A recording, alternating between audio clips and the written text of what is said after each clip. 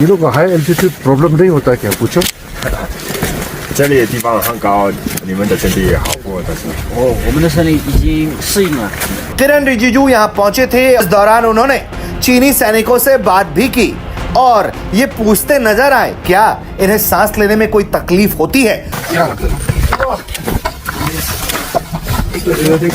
इसको हम जय हिंद नारा लगाते हैं। ये बहुत बड़ा सिंबल है ना? छत्रपति शिवाजी महाराज की जय। भारत ने ये करके दिखाया कि अभी हम भारत के जो मिनिस्टर जीजू हैं उसको ही भेजा। जो चीन कहता है कि तिब्बत एक जो अरुणाचल प्रदेश साउथ तिब्बत का हिस्सा है, आज वहीं से जो मिनिस्टर हैं जीजू उसको भेजा गया। जब से भारत और चाइना ने आपस में रिलेशनशिप ठीक किए हैं, बॉर्डर पैक्ट किया है, मेरे ख्याल में इसमें इसके फायदे भी हैं, इसके नुकसानात भी हैं। पहली बात तो ये बिल्कुल जान लेनी चाहिए कि भारत बड़े आहिस्ता आहिस्ता खलीजी ममालिक में जो सियासी, इक़्तिसादी, मुआशी स्पेस है वो ले रहा है। जिससे किसी वक्त में हमने कहा कि ये गेम चेंजर है, किसी वक्त में हमने कहा कि ये गोल्ड माइन है। इस प्रोजेक्ट की दुश्मनी किसको है? भारत है और इसराइल है। उनकी ख्वाहिश है कि सी पैक का प्रोजेक्ट जो है ये कभी तकमील के मराहल तय ना करे। इस वक्त भारत एक सबसे बड़ा स्ट्रॉन्ग मॉडल है, ना सिर्फ पाकिस्तान के लिए बल्कि सारे एशिया के लिए। दुनिया की इतनी बड़ी आबादी।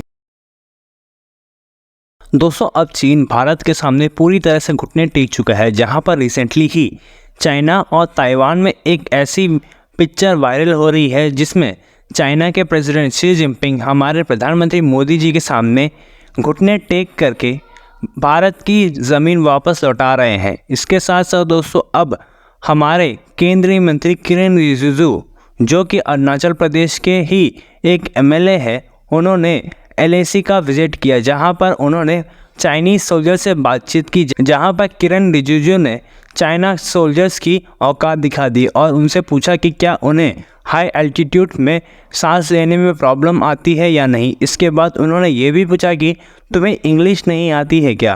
तो दोस्तों, इस चीज़ को लेकर के अब पूरे पाकिस्तानी मीडिया और भारतीय मीडिया में काफ़ी ज़्यादा चर्चा हो रही है और कह रही है कि किरण रिजिजू ने शी जिनपिंग और चाइना के आर्मी को उसकी औकात दिखा दी।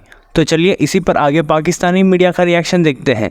अगर आपको हमारा ये वीडियो पसंद आए तो वीडियो को लाइक करें और हमारे चैनल को सब्सक्राइब कर लें। अप्रैल मई 2020 को जो चीन है 3 डिवीज़न लेके ईस्टर्न लद्दाख पे आ गया था और उसने देपसांग, डेमचौक, गोगरा हॉट स्प्रिंग और नॉर्थ और साउथ पेंगेंगसो में फ्रिक्शन पॉइंट इस्टेब्लिश हो गए थे और कहीं ना कहीं इंडिया और चाइना की जो डिप्लॉयमेंट थी वो आईबॉल टू आईबॉल थी। और जब चीन 3 डिवीज़न लेके आ गया अप्रैल मई 2020 में, ये इसमें तो कोई शक नहीं, भारत को सरप्राइज किया। मगर विद इन 1 मंथ भारत ने भी मिरर में डिप्लॉयमेंट कर ली थी और बहुत ज़्यादा अपनी man power 3 division by air जो इंडक्ट की ईस्टर्न लद्दाख में, और हमने भी अपने heavy equipment T-72, T-90 tank, K9 Vajra, self propelled gun और M777 वो सब कुछ वहाँ ले गए थे। तो कहने का मतलब यह है कि अप्रैल मई 2020 के बाद जो स्थिति भारत और चीन की थी वो काफ़ी गंभीर थी दोनों के बॉर्डर पे।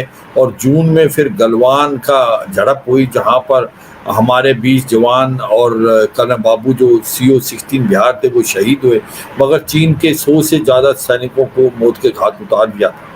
और यही नहीं कि जो हमने 28-29 अगस्त को जो क्लास रेंज है उसको पकड़ लिया था, जिसके अंदर गुरंग हिल, मगर हिल, रिचिंगला और स्पांगूर गैप जो था, जो चशूर माउल तो बाउल था, वो हमारे ऑलमोस्ट एक प्रकार फायर एंड ऑब्जर्वेशन के कब्जे में था। और स्पांगूर गैप जहाँ से चीन 1962 में आया था वो भी हमारे कंट्रोल में था। मगर ये सच्चाई है कि बातचीत के दौर स्टार्ट हुए दोनों देश के बीच में और अभी तक 22 कोर कमांडर की मीटिंग हो गई थी और डिप्लोमेटिक लेवल पे भी 20 से ज़्यादा मीटिंग हुई। तो 2022 तक सितंबर तक हमने कुछ फ्रिक्शन पॉइंट में जो एक प्रकार से समझौता कर लिया था और बफर जोन बनाया था नॉर्थ और साउथ पेंगेंगसो में, गोगरा हॉट स्प्रिंग में और गलवान में। ये भी सच्चाई है कि भारत ने अपना जो क्लास रेंज जो पकड़ा था वो भी दिया, क्योंकि आगे अगर आपने मूव करना है तो कुछ देना है कुछ लेना है। मगर जो दैप्सांग था और जो डैमचोक था वहाँ पर समझौता नहीं हुआ था। उसकी वजह जब आप आगे पूछेंगे तो फिर बताते हैं कि उसके कारण क्या था और अब क्या डेवलपमेंट हुई। रोहित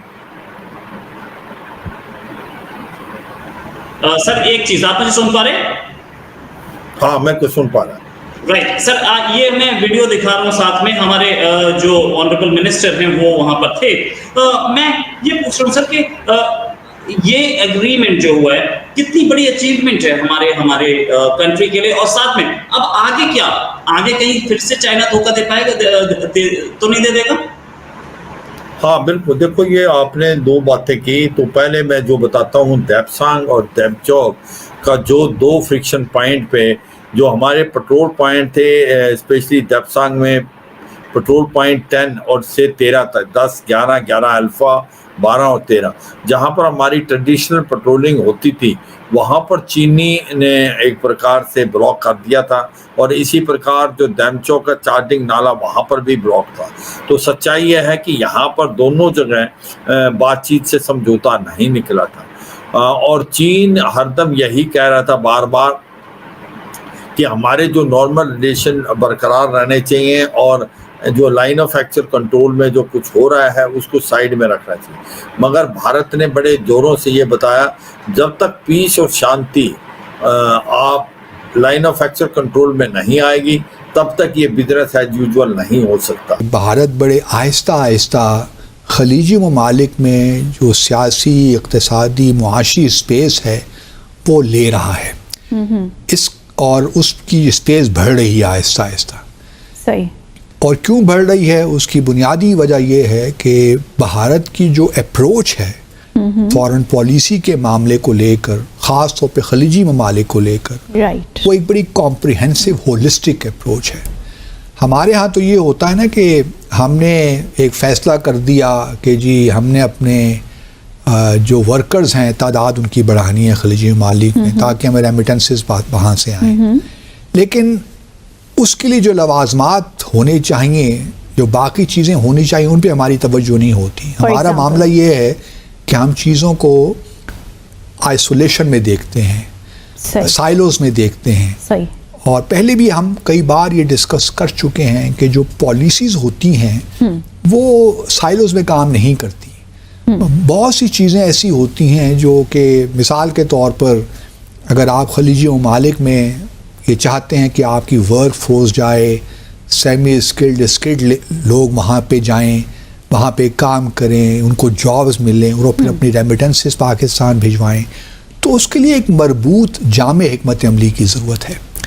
ये नहीं हो सकता कि बस आपने ये फ़ैसला कर लिया और आपने कुछ वहाँ पे कंपनी से रब्ता कायम कर लिया, इस तरह नहीं होता। सही। पहले तो ये है कि आपके पॉलिटिकल ताल्लुकात में वो जान होनी चाहिए, क्योंकि सब चीज़ें शुरू होती हैं political ताल्लुक, relationships. And that's actually the diplomacy. Diplomacy. Right?